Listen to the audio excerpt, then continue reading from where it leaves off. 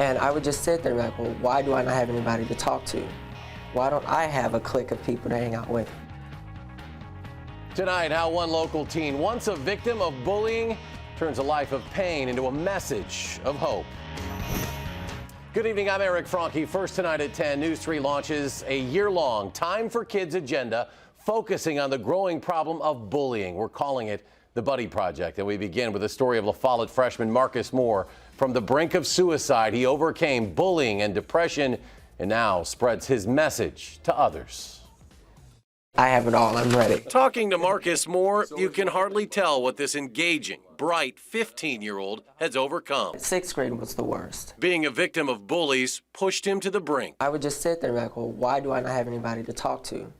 Why don't I have a clique of people to hang out with? Why do people mess with me? Why do people have to call me names, say I'm gay, this and that? He found himself contemplating the unthinkable. I wanted to kill myself like more than 4 times. It was ridiculous.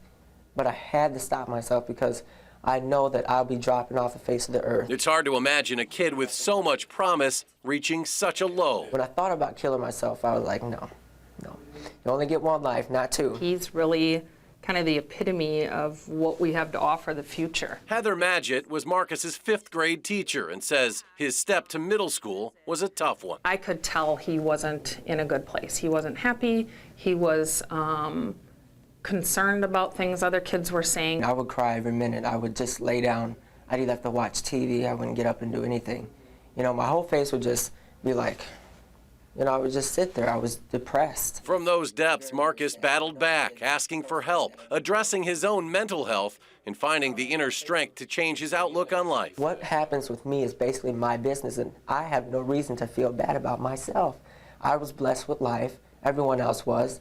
We deserve to have that life to live. And he's not content only helping himself. With a little bit of faith, you can reach higher opportunities in life. Last November, Marcus developed his own blog, Divisions of Hope. What I really want to do is make sure people can take something from the messages that I'm giving. He posts videos and writes about his own battle with bullying and the depression, but Marcus wants to take his message even farther. And to let you guys know that there is someone out there that can help you. You know, to all the people out there that do feel that way, I just want them to know that there is a way out. There is help available.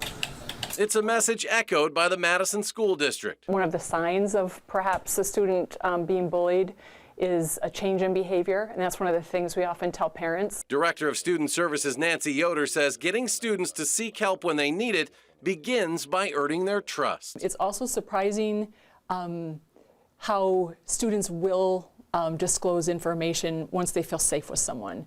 So forming that relationship, making sure that kids know you're a safe person that they can talk to if they need to. It's important for me to know them as a person and find out what they love and what their passions are and what they feel their strengths are, and then build them up from there. And with her help, Marcus is taking his strengths to new heights, determined to make a difference.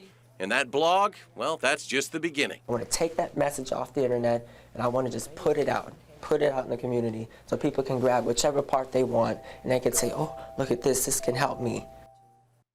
He's a great kid. Marcus would love to spread that message by talking to schools about bullying. And if you want to check out his Divisions of Hope website, we've provided a link for you at channel3000.com.